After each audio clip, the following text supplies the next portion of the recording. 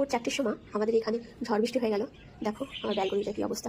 এখানে গোলাপ ফুলগুলো বেশ নেতিয়ে গেছে, এখানে ডালিয়াগুলোর অবস্থা খারাপ, সমস্ত গাছগুলো দেখো। আর এখানে দেখো আমার নন্দিনীর চারাগুলো আমি ভোরবেলায় উঠে একদম ভোর রাতে উঠে নন্দিনীগুলোকে ভেতরে নিয়ে এসেছি, কারণ বৃষ্টি চলে নন্দিনীর চারাগুলো নষ্ট হয়ে যেতে পারে।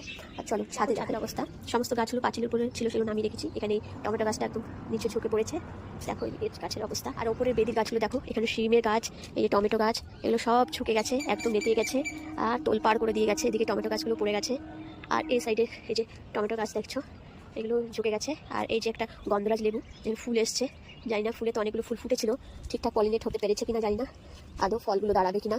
দেখো এই যে এই ফলটা দাঁড়াবে কিনা, এখন ফুল ফুটছে। এই সময় যদি ঝড় বৃষ্টি হয় পলিনেট ঠিকঠাক হবে না, আর গাছে ফলও দাঁড়াবে না। এখানে বেদানা গাছও এসছে ফুল, সবেদা গাছে ফুল এসেছে, আর এখানে পেয়ারা গাছেও প্রচুর ফুল এসেছে, ছোটো ছোটো ফুল এসেছে। আর এদিকে দেখো বিনস গাছে তো বিনস একবার তুলে নিয়েছি, আর এখন আবারও নতুন করে ফুল এসছে।